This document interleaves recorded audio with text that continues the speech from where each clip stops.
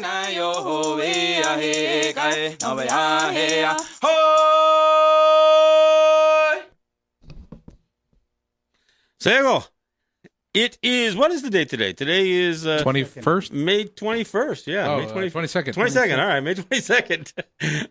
Welcome to Let's Talk Native on the LTN Radio Network. This program breaks all the rules for Native radio. No buffalo speeches, no mystic healing, no special Indian prayers. We tackle the real issues facing Native people with a look back at our glorious and our grave history, a tough look at where we're at now, and a look forward to our ongoing battles for sovereignty and autonomy. Let's Talk Native is produced in association with Iroquois Promotions on the LTN Radio Network, streaming live from the Cattaraugus territory of the Seneca Nation, and simulcast on the Gwe at CKWE in Tandanega. It is also rebroadcast on networks like Netroots Radio, Real People's Media, and Indigenous Resistance Radio, to name a few. You can find us, the audio, the live audio, and then a loop of previous shows at www.ltnradionet.com, and that's where we're streaming the audio from right now. And of course, we're also doing Facebook Live, and I know sometimes that gets a little sketchy here. We don't have real great signal here. We're working on some solutions for that as we go forward, so we'll see what comes of that as we go forward. I am John Kane. I am the show's host and producer. Matt Hill is on the board, and Kelly McMillan is our studio engineer who helps keep us running here. I've also got joining us in studio Ed Schindler. And Ed, it's great to have you back and spending some time with us. Off camera, off mic, we've got Jake Proud, who's shooting some video that will end up going onto our YouTube channel, the Let's Talk Native TV. And so look for that as well. And of course, we do post everything we do on Facebook, on the Let's Talk Native Facebook group page. And I also share a lot of this stuff on my other Facebook group page, which is Let's Talk with John Kane on WBAI in New York City. So you can look for those two Facebook group pages. Look for our brand new YouTube channel. Subscribe, sign up, look for our videos that go through it. And of course, we'll send them out. We'll connect up with Facebook and Twitter and other social media platforms to get our words out. So the opening song again, was that Breezy? Yep. Oh, and we always get this one. Yeah. All right. Well, again, that was our friends that came down from Gunawage, and just jumped in the studio to do a little Ascanje. So it was nice for them to do that for us. Look, we are coming on the heels of what I think was a pretty successful event. River. River. I'm sorry, River and Breezy. Yeah, those should be easy to remember.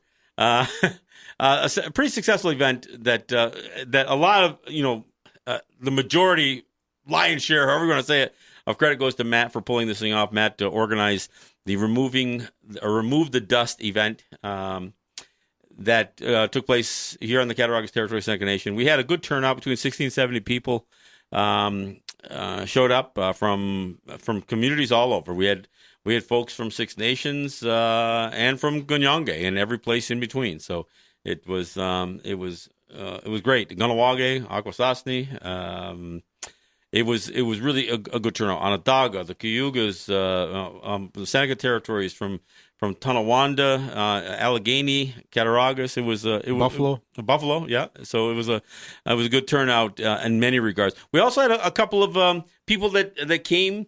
The attorney, and right now I'm drawing a complete blank. The attorney who was representing the folks who had their conflict with the state police back in '97 was in town, and Keith Burrick, who is the author of the book on the Thomas Indian School, the Irredeemable Children of New York. This is a subtitle to the book that he's written, and he teaches Native American Studies at Canisius, although he's retiring, so he's gonna have more time on his hands. But he is writing another book, and he wanted to attend this meeting because, one of the things in a conversation, a little side conversation I had with him, he said most people have no idea that there are certain activities that take place in Native territories that are the types of activities that have gone on for millennia, and they still continue to this day.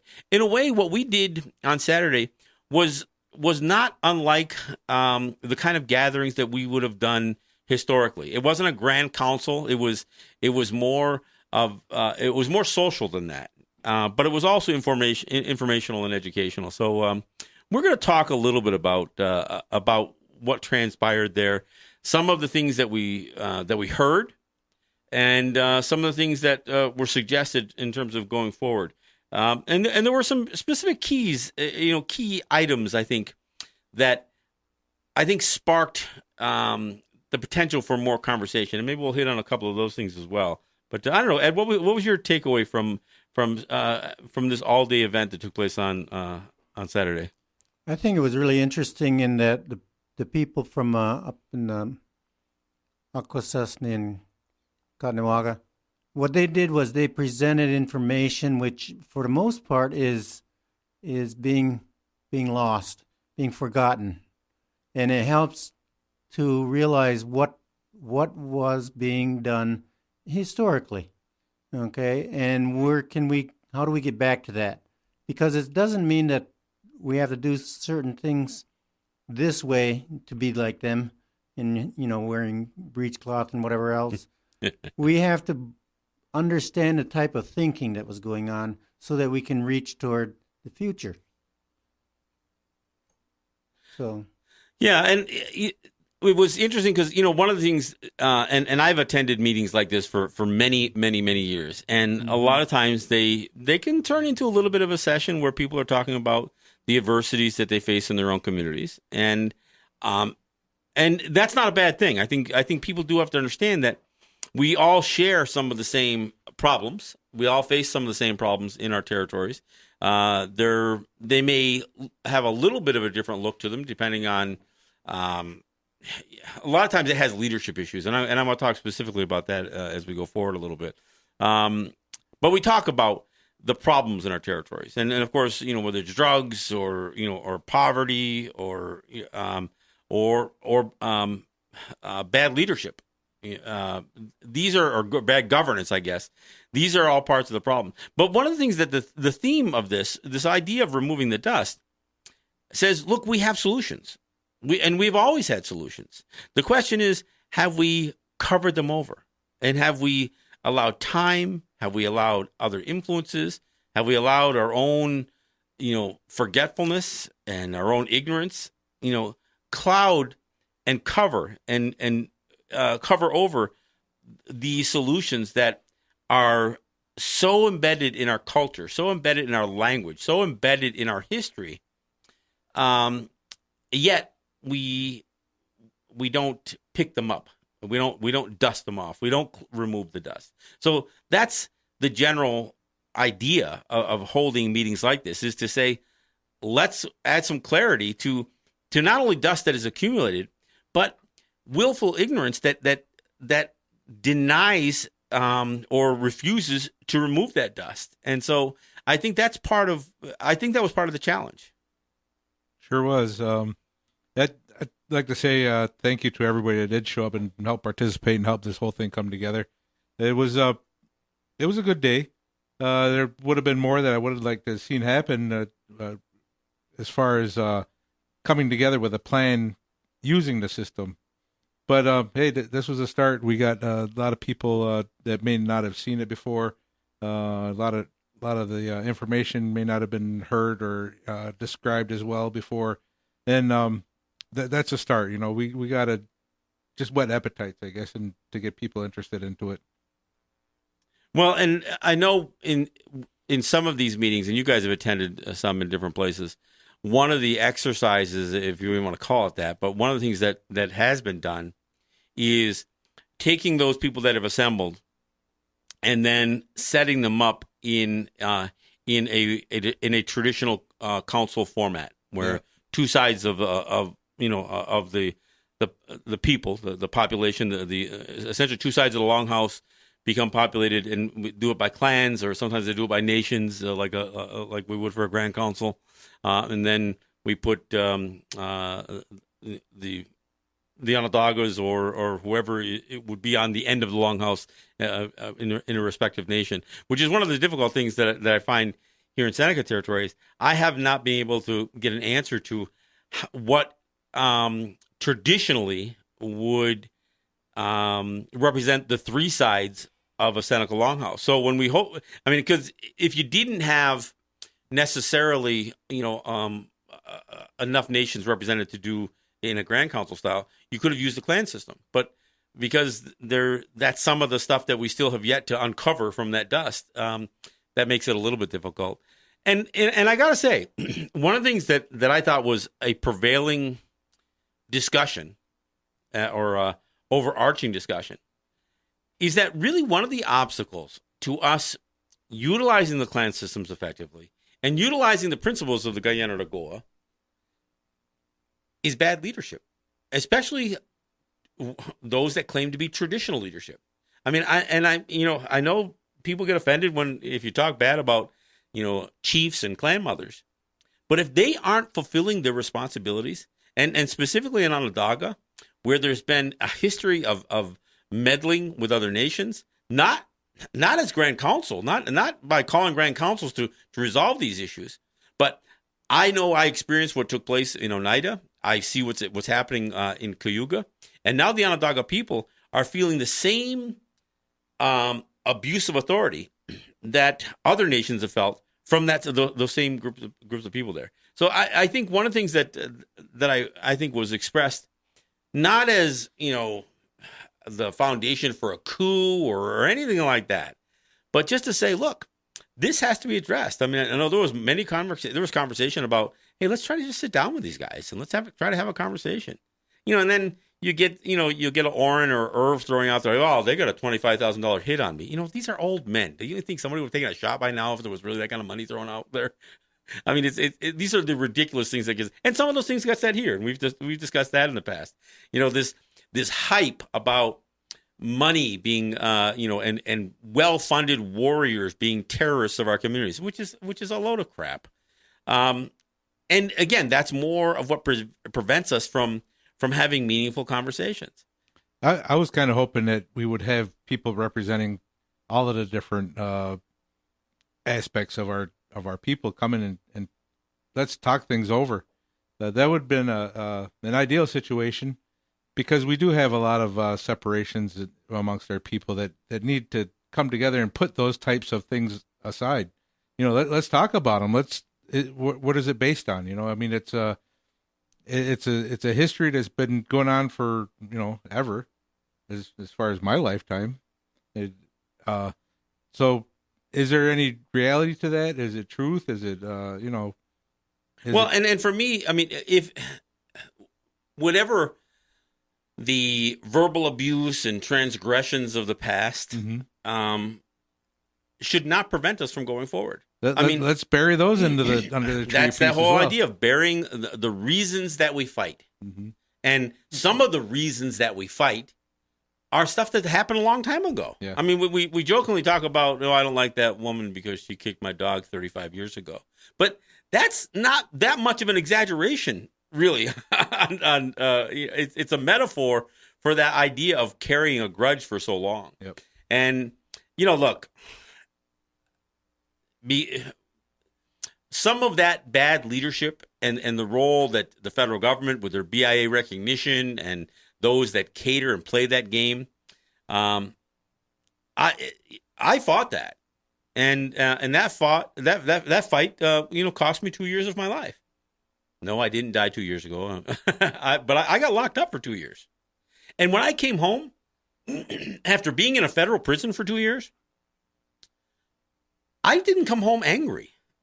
I mean, I came home with some really, and it's a long time ago now, so this isn't something that happened recently. But I came home with more determination than ever, not to seek vengeance or revenge, for having been wronged, but to say this is an example of what is wrong. I mean, I just wrote a piece for there's a group of guys that are writing a book on the life about Louis Hall. I think they're republishing some of his stuff, so they're creating a book about him, and they asked me to write something to go in the front of that book, and so it's nothing terribly long, but I talked about not only the influence that I got from somebody like Louis Hall that talked about dignity and composure and discipline, the things that most people don't necessarily associate with this renegade warrior ideal that people have put out there. But that's the way I live my life. And when I describe the people that I've worked with over the years, some of the same guys who sat in that room this past Saturday, those are some of the most articulate, dignified, and I don't know, composed people that I know. And there are times that you need to demonstrate anger and even physical resistance. I tell a story about one of my early incidents when I first got home after my trip away from my family, when I felt like one of the federal authorities was threatening my children, and I took a stand, and it was a rather aggressive stand at the time, but I did it knowing that I was right, knowing that and not having lost my temper, but doing something that I thought was assertive, demonstrated a strong position on the issue, and sent a signal back to the folks that would want to threaten to do my family harm again. Now, the other thing I talked about, Matt, is our little fun time at the Galleria Mall. Another perfect example of showing discipline and composure, even in the face of potential adversity. I know when the Cheektowaga police came in to shut down an I Don't Know More flash mob round dance at the Galleria Mall, the last thing they thought they were going to, the last thing that the officer in charge, the lead officer, thought was that he would end up getting in a bit of a physical confrontation with somebody like me, and not follow such a confrontation with some physical abuse and an arrest. Yet I offered a certain level of resistance, but I was not abusive. I was not insulting. I was not degrading. I was reasonable and I was diplomatic, and I convinced the gentleman to understand the nature of a flash mob round dance. By definition, it'll be over in a few minutes. Mm-hmm. He did exactly that, and we joked with him a little bit. You joked and said, "Look, you're going to spend more time doing the paperwork than this thing's going to take to get done." Yeah, I think that's what hit it. Yeah, and he got a smile, and he cracked a smile. I mean, so here's a guy who came in there ready to beat people up. He was looking for who's in charge. That's the first thing. I want to talk to somebody. Who's in charge here? He kept on looking around. And you and I were the least in charge of anything. We just happened to be there. But when the opportunity came to step up, we stepped up. And so that is the nature of being responsible. We saw a potential. First thing we saw was mall cops that were kind of threatening some of the younger people who were singing at the drumming and singing. What would you call it? A microcosm? Is that what it is? Well, a microcosm. It's a perfectly small example of the larger responsibility that we need to step up to. And so I mentioned this in this piece that I wrote for this book because I want people to understand that the rumors and the myth of of this aggression and unkept and desperate and violent group of people. I mean, when you look at the composure that was showed in Oka, or the composure that has been showed in every one, I mean, you look even those guys out in Standing Rock. I mean, I don't know that I would have been. I think I would have been more assertive than some of those people were, but never would have lost. I never would have lost my temper, and I think that's the whole idea. So that was this wasn't a major topic from past Saturday, but I think when we allow these boogeymen to be created in each one of our past, and we allow that to stop us from having a conversation, that's part of the problem. So I think the idea that we met the way we did was to say let's encourage this process, and it wasn't necessarily a counsel as prescribed by the processes laid out in the Guyana de Goa, but the very idea of meeting and counseling is consistent with that theme. So in a way, we were fulfilling some of that philosophy of the Guyana de Goa just by putting the call out and having the meeting that we did, and I felt really good about it. I felt good about the people that attended. I didn't see anybody leave there who didn't have a positive takeaway, and I talked to a lot of people. I made sure. I mean, there was some of the folks from Steenberg, that one elderly woman who spoke. And it's really funny because when you listen to people talk from across these generations, and she talked about the Depression and World War II and that kind of stuff, and she talked about women having to work because the men were away at war, and then they didn't want to give their jobs afterwards when they came back. I mean, that was a great history, and I think people can lose sight of some of that stuff. And and she seemed to be, she was so intrigued by this kind of meeting, and what she told me in the hallway as they were leaving was that she's felt bad that it's all been slipping away, and she was very enthusiastic about seeing that there. I mean, even with 60 or so people assembled there, that there was that many people. I would have liked to seen that many people from Cattaraugus alone there, but or Allegheny alone. But this is it for me. I think we need to find the like-minded people. The people who are passionate or can become passionate, and begin to do projects. And that project might be, Ross talked about white corn and buffalo and some of these things. We talked about education and getting our kids. When we talk about vocational training, we still don't put our kids in the garden. Mm-hmm. So that was among the things that, Ed, you talked about that a little bit. I think the whole idea that there is so much from our past, and I don't mean distant past, but even fairly recent past, that we have moved away from, and part of it is the dog eat dog. I need to I'm going to support my family with money, not with my activity. My activity is just going to get me money, and so the whole work for the paycheck, purchase all your items with that paycheck, and if you want more money, you're just going to work more. And that whole cycle, they've called that the rat race for, forever. And that's not our expression. That's that was the middle class expression, right? That we're on the treadmill. We're in this dog eat dog rat race. And it's because people never feel like they get ahead. Well, part of the whole thing, and we've talked about it on this program before, at some point you have to understand when you're trying to improve your lifestyle, the problem may be that we're trying to improve it by throwing more money at the problem, not necessarily by doing the things that improve quality of life. Yeah, I was just going to say, I remember to mention before was, are we really creating a better quality of life for everybody, or is it just for ourselves? I mean, you can have a lot of money and still not have all the stuff you need. If you need help with, doing something, you got to hire somebody or whatever, or you can have a bunch of people come over and share in whatever you're working on. And Sure. and everybody benefits from it, as opposed to just the one person that I mean, a perfect example is your own example.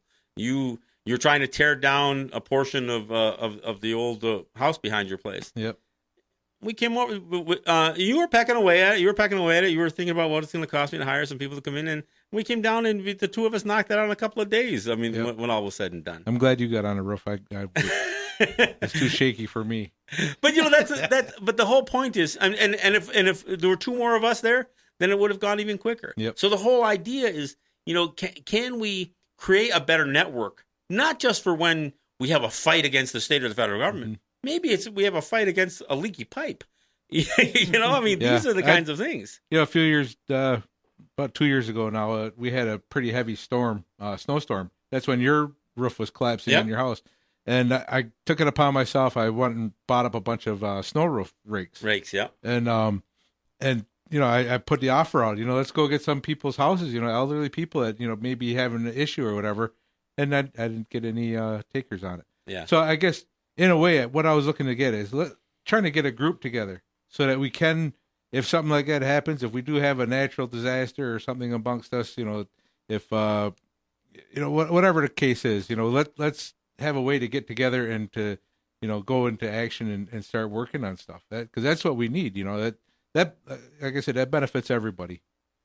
Well, and that kind of network is what we need in everything to deal with from the drug problem, whether whether it's a victim of drug use, or whether it's confronting drug dealers, or whether it's dealing with with domestic violence. Again, we talked about we talked about this before. Paul's story is a perfect example when he says, the idea of saying, "Well, that's not my business," what goes on there. When you see that there's a man abusing his wife, and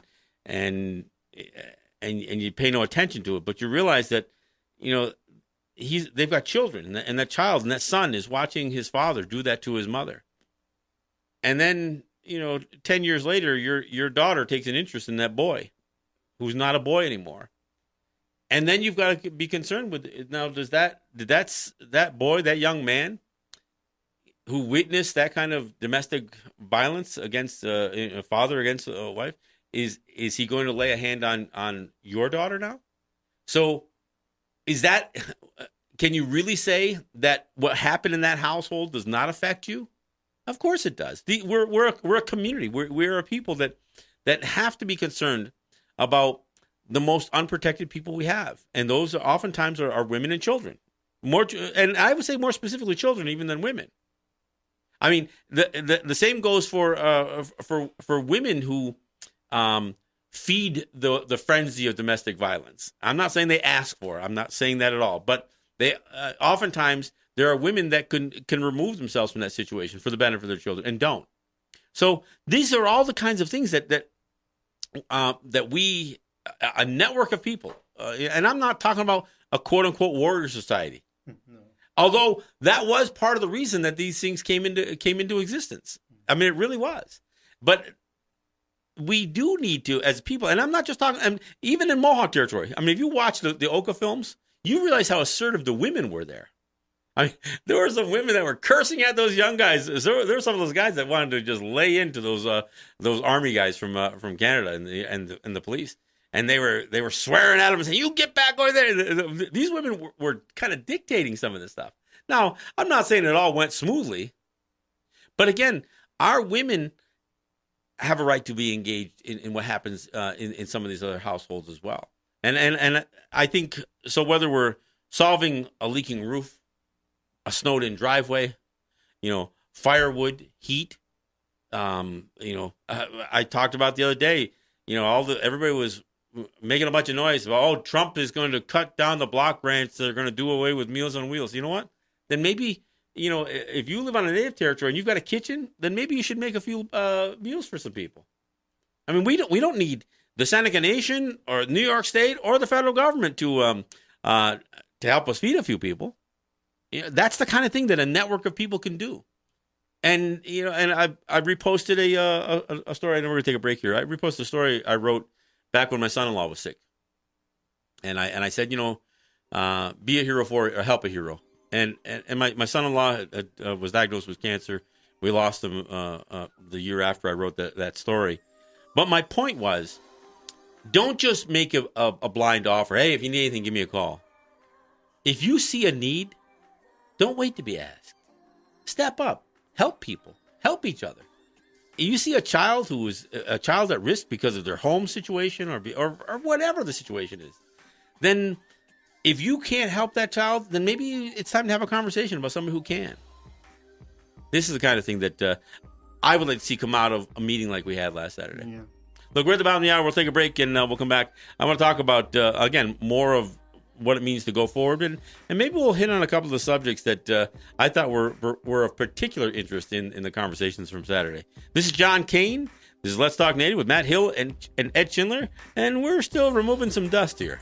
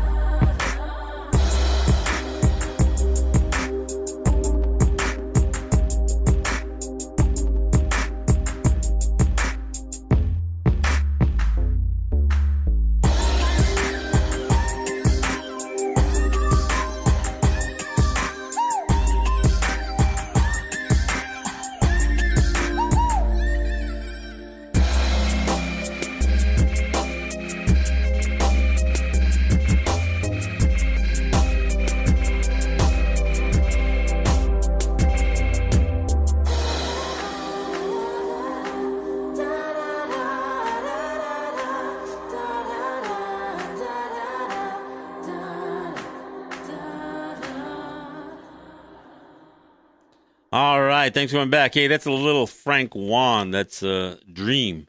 Hey, look, Let's Talk Native is sponsored by Ross and Holly John and the RJE family of businesses, Eric White and ERW Enterprises, Robert Delamonte and Tuscarora Woodworks, by Ed Schindler, Tracy Brown, Cynthia Trice, Scott Snyder, Neville Spring, Sugar Montour, individuals who help out when they can and when we need it most. And there are many others who have helped in the past, and by helping in the past, they've allowed me to use this program to educate, entertain, and inform for the last 7 years. I thank all of you for the support, and I thank all of you for stepping up and doing your part and joining in the fight. Look, we are streaming on our own network, on the LTN radio network, and of course we're Facebook live streaming as well, and we're simulcast on the GWE, CKWE in Tandanega. If you'd like to join us, if you'd like to make a phone call and offer your thoughts, perhaps you attended the event or you saw some of the streaming, the Facebook Live streaming of the event, and you had some questions, you can do so by, if you're on Facebook, you can see the number we got posted up here. It's 855-967-0463. When you call that number, you'll be reaching CKWE, the GWE, and they will patch you through to our board here. And you can join in the conversation. So we look forward to hearing from you. We are looking for comments on Facebook as well. And I see a few people. I see my buddy John McLeod joining in, and William Grimman, and let's see who else we got here. Robert Chavis, Stephanie Halftown. All right, we got a number of people that are checking us out, and if you have a comment, you can add it there, or like I said, you can make the phone call 855-967-0463. Hey, look, I'm on there. Yeah, are you on there? Yeah, I'm watching. All right, there you go. One of the three. All right, I also want to thank Unity Stream and Apache Radio Net. They actually provide our streaming service for our LTN radio network. And I can't say enough about Charles Vargas and the folks with Unity Stream. I also want to thank, obviously, CKWE for doing the simulcast and the rebroadcast, as well as Netroots Radio, Real People's Media, and Indigenous Resistance Radio. All of these are either carrying or sharing, as many of you are. I appreciate all of you, my wife included, who share the video stream. They share the Facebook live stream to a bunch of group pages. I know we're getting usually about 1,000 views each week. Not we're not. I don't think we reach viral status by any means, but I think people are catching pieces, if not the complete show. They're catching pieces of what we're doing here, and that's all part of it. And of course, as Jake Proud and myself work to build some content for our Let's Talk Native TV, LTN TV, on our that YouTube channel, we will not only provide some better, more well-produced video from these shows than Facebook Live provides, but we're also going to make other videos. We're going to do some short videos, and we're going to do some content. Some of that content I'll provide from so many of the issues that I've addressed over the years, and see if we can't spark a conversation. We're going to be shooting for some of those shorter videos, and it'll be in a set that we're building a couple of doors down from us here, and we look forward to that. So that's coming on the horizon. So look for that. And of course, I can't say enough how much how important it is for people to join our my group pages. I have the Let's Talk Native group page and the Let's Talk with John Kane group page, which is associated with my show in New York City on WBAI, which is my Thursday morning show. If you're on Facebook, you should consider joining those group pages. They're public pages. You can post your thoughts, your issues, your memes, your links, and share the information that you have available to yourself with the group that the members of these groups. I've got about over 7,000 people on my LTN page and about 1,000 people on my Let's Talk page. So it's a fair number of people, and if you want some outreach and if you've got a message that's relevant to what we do here with this radio show and my show in New York, then I would look forward to having you join those pages and be a part of the conversation. That's what we do here. We try to have that conversation. Hey, look, one of the things, the three main speakers, at least the advertised speakers, were Paul Delarone, Loran Thompson, and Francis Boots. And of course, these guys are a wealth of information. Their command of the language of our language, Ongoy Geha, is allows them to delve into issues at a deeper level than many of us can without the language, and because they can use both the etymology of the language and words and expressions, and recall from their deep family upbringing on many of these issues. They can provide insight that it's hard to get. You certainly are not going to get it from books, and so these guys provide a wealth of information. But I want to talk specifically about Francis Boots. I mean, here's a guy that to me, he embodies not just. In Paul and Loran, you can see a leadership quality, the kind of guy that you'd follow into battle, kind of thing. And Francis is a guy who just provides such a high level of wisdom. And when you see how he conducts himself and the words that he shares and the way that he expresses himself, it really opens up. It opens up your mind, and I think it allows the message that he delivers to really take lodging with you. And I see that, and it's impressive. And I know as he has talked about so many of the problems that exist with the Confederacy, with the Haudenosaunee. Among the things he talked about was the fact that we haven't had what has been traditionally mandated, which was to do a recital of the Gayanaragor or the Gainosaka. You gotta speak the Gainosaka. Okay, that's the Seneca pronunciation. People call it the Great Law of Peace, and I shy away from that because it doesn't translate to that. It became a phrase that it was associated with the Gainaragor and the work of the Ganawida and Hayawenta, but to suggest that it was a great law and this rigid man-made institution, essentially, I think sells it short. But what it really was a means to resolve conflict, and it lays it all out. And what Francis talked about was because there hasn't been these recitals, and by recitals we mean a telling of the process, an explanation of what it means to utilize the Gayanaragoa as a means to resolve conflict, a means to address family problems. Included in that information are the things that you're supposed to remember when doing a funeral and doing a wedding and naming a child and adoption. Everything from the rights and responsibilities of everybody from the children to the elders, and so it's all in there, but nobody's heard it. I mean, literally, nobody's heard it in a very, very long time. So, because of that, a number of years ago, and you guys participated in this, I wasn't able to go, but there was a Gayanaragoa discussion in Six Nations a number of years ago, and as a result of that, there were not only did a lot of people gain some information from it, but there were, again, when we talk about some of this leadership, and I gotta say, corrupt leadership, that said they couldn't do that. They had no right to do that. They had no right to do the Ostogoa. They had no right to do the tobacco burning. They had no right to do all of these things. He said they had written permission to do a tobacco burning from somebody. I mean, and of course it's absurd.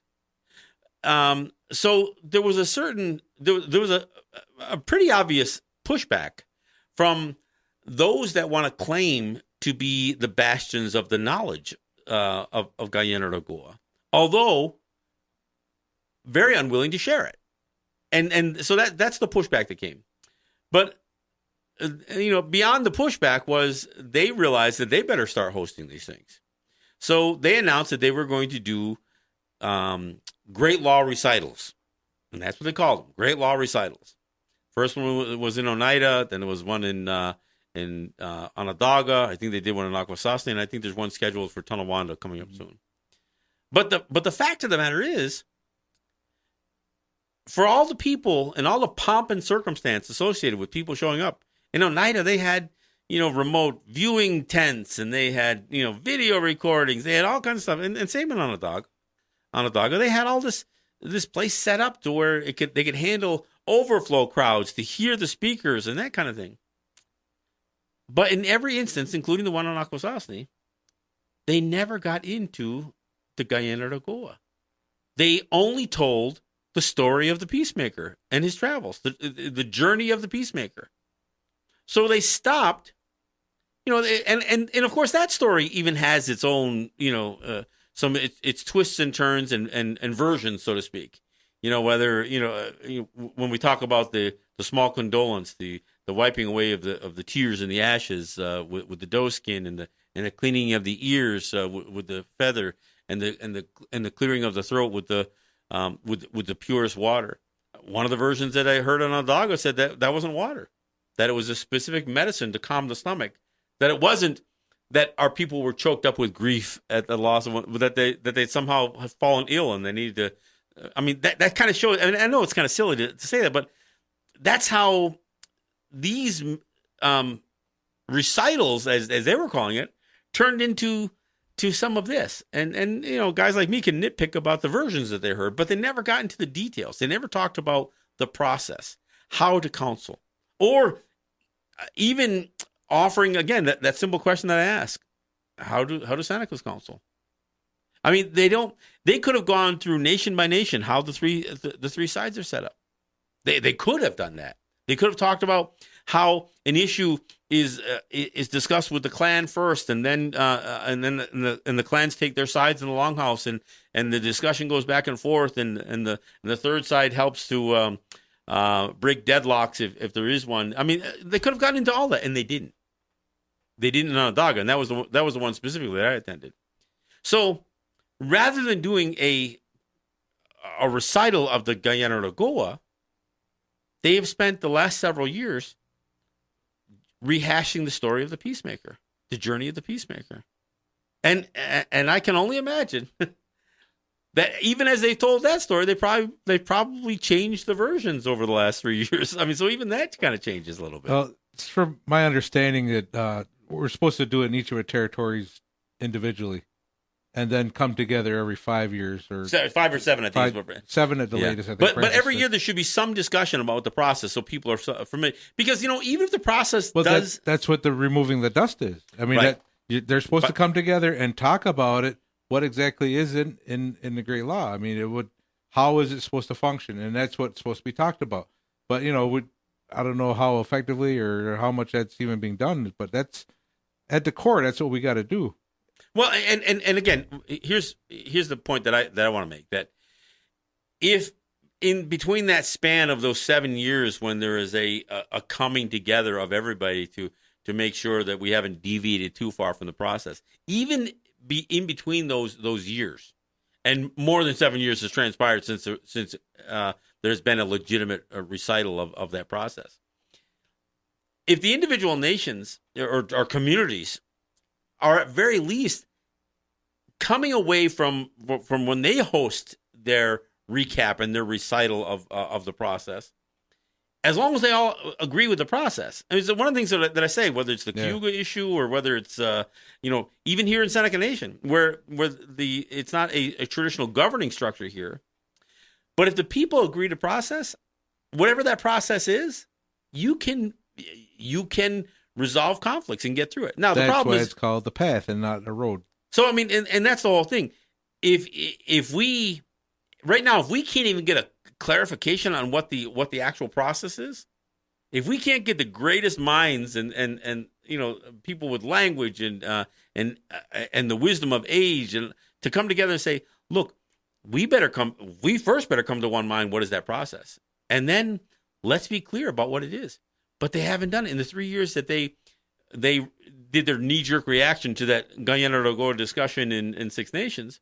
They have yet to talk about what do you do about an abuse of authority. Because I hate to dwell on this because it sounds like dirty laundry, but that still remains a major obstacle to us reinstating the proper use of the clan system, readjusting the populations of those clans if need be, and utilizing a process. Now, having said that, I don't think it's an insurmountable obstacle, and I'm not even saying that as much as it is an obstacle, that the only solution is to dehorn, remove, and kick to the curb these guys. I think there's still things that we can do. We can utilize the process as best we know it, and we can begin to do the things that makes illegitimate authority irrelevant, or governance in general. I mean, if you know, I mean, and I would say this about any tribal council, elected or traditional, and that's the way they get described, I guess. If they are failing to meet the needs of the people, then let the people meet the needs of the people, because you can lead by example as the people, whether you do it through your clan system or you do it just through your family and your community, whatever that process is. Seek a process that resolves the conflict, because you will either make the errant and the illegitimate governance irrelevant, or you will set the example that'll put them on the right path. So you can either just be consumed with battling and coming to loggerheads with the recognized chiefs, the ones who have the BIA stamp on their foreheads, or you can make them irrelevant. And I'm not saying that there shouldn't be a challenge put forth to those people who are illegitimately passing themselves off as chiefs or abusing the authority that essentially they get from the federal government or from the state government even. I mean, I've seen situations where some of those guys in Onondaga called in the state police to beat people and to remove people from the territory. They called in an outside law enforcement agency. Why? Because their own people would support doing something like that. And then their lawyer ran around lying about it afterwards. So, I mean, I've seen the abuse of authority. And I've said it before. The best way to prevent the abuse of authority is not to give it. And the second best way is to take it back. So you can take back authority a couple of different ways. One, by asserting your own authority. And, we've talked about before. We don't need strong leadership. We need strong participation. Mm-hmm. Because it's a weak people that need strong leadership. A strong people don't. A strong people will assemble. They will ignite that, they will rekindle their fire, and they will meet, and they will they'll make plans to resolve conflicts. A weak people say, "You're the chief, you do it," or "You're the chief, or the Bureau of Indian Affairs will do it, or the state police will do it, or the federal government will do it. That's what a weak people do. A strong people say, "No, we're going to take some of that back. We're going to resolve some of that conflict, and we're going to solve the needs of our people ourselves." That's a strong people. So that began to be some of the conversation on Saturday. And I'm not saying it in those exact words, but the whole idea was, how do we take the relationships that we rekindled, I would say, last Saturday, and turn that into an ongoing dialogue to say, I mean, the Onondaga said, we'd like to build a playground. I said, well, let us help you build a playground. Yep. I mean, if you've got a need in a community, if other communities step up, we can get some Amish lumber cut. Maybe we can get some, some mulch, or we get some guys that are down there. Even if we bring some equipment down, and we'll put a park in. That's quality of life. Again, the camaraderie, the idea of sharing that experience, and so even those of us who wouldn't live there would feel like we have a stake in that park, mm-hmm. and we can say, you know what, hey, let me take my grandkids on a dog. I got to show you something we built down there. We helped the people there build. I mean, that's the kind of stuff that binds you together. I mean, we talked about, trading, corn, tobacco, whatever it's got to be, sweetgrass. There's any number of things that we could do to forge and I guess to put a deeper bond to that relationship. And again, that network. That's the biggest thing you're building right there is a network. Yeah. It's relationships. Yeah. It's relationships. And I think, then when, not just when you're in trouble, or in danger, but sometimes you just need somebody to talk to. We struggle with a lot of things. We share a lot of the same problems across the Confederacy. And sometimes it isn't the person closest to you that can provide you the best advice. It's not because they don't have it. It's just that it's hard to hear it from somebody that you're so close to. Sometimes you need a voice that is friendly, yet not so immediate to you. And, so whether you're contemplating suicide or, substance abuse issues, or you're struggling with a family crisis or grieving over the loss of a loved one, or relationship issues. These are the kinds of things that, you're not going to get resolved by posting on Facebook, folks. Let me tell you that. It ain't going to happen. But you know what? That friend might be on Facebook. That person, I think a lot of people showed up on Saturday because of Facebook. Yeah. So I'm not going to criticize Facebook, but so it depends on how you use it. That's not the place to get counseling from. You might be able to use that network to find somebody who would provide that, but you don't want to do it necessarily there. So I thought this was that was, to me, the positive takeaway was the idea of building on that. I got to see people I hadn't seen in a number of years. Some people I hadn't seen in a very long time. And I know the smile on your face is those guys are saying, that guy doesn't come around anymore.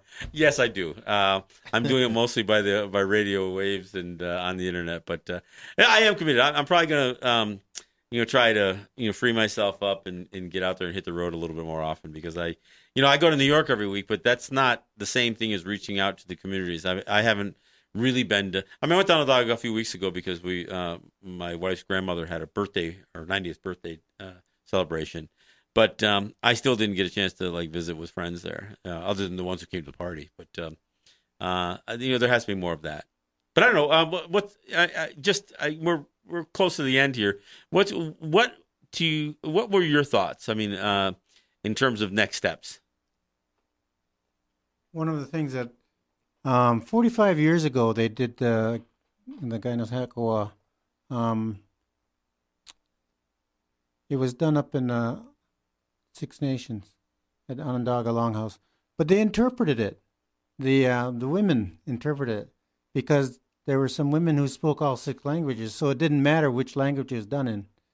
But to point out something, they talked about message from the peacemaker, and that was that we were to hold up the tree, and that in time, the ones holding the titles, the chiefs, the clan mothers, they'll fall away.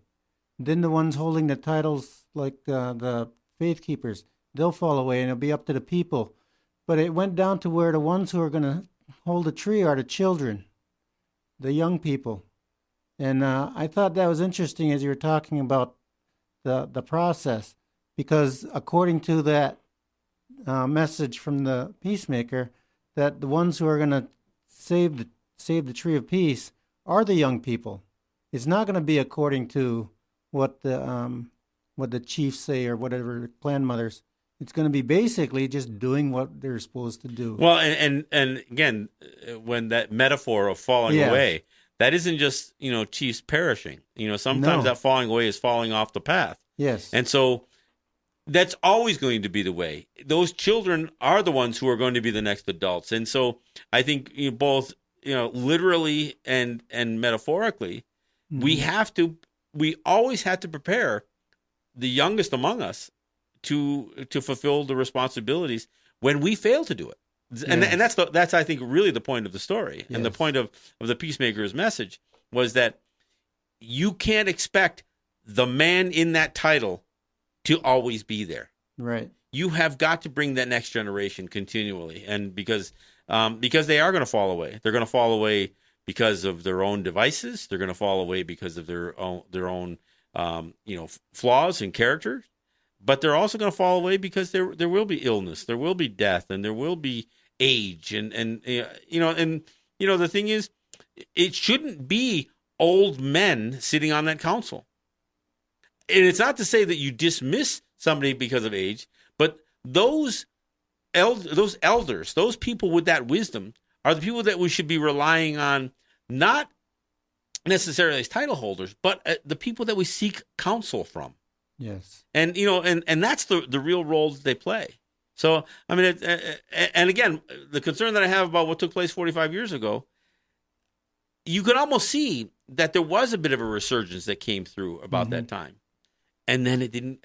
But again, without there being a constant reminder, and perhaps not just a reminder of what was recited 45 years ago, but refining that recital, because I'm sure 45 years ago when it was done, it was probably hard to hit every note, and and time allows us not only, time doesn't just make you forget, time also lets you repair. And speaking of time, all right, we're at the top of the hour. That pretty much wraps it up. Hey, I am back in New York this week, so Shawnee Rice, join Shawnee Rice and I on Let's Talk in New York. That's on WBAI. I'm also going to broadcast our signal on our LTN radio network. So if you tune into this network, to the LTN radio network, you can catch Let's Talk with John Kane out of New York on that network as well. Or you can go to WBAI. If you're in the city, that's 99.5 on the FM dial. Or you can go to WBAI.org and stream it from their website as well. And, of course, we'll be back here on Friday. So we'll see you then. Yowie. Yeah.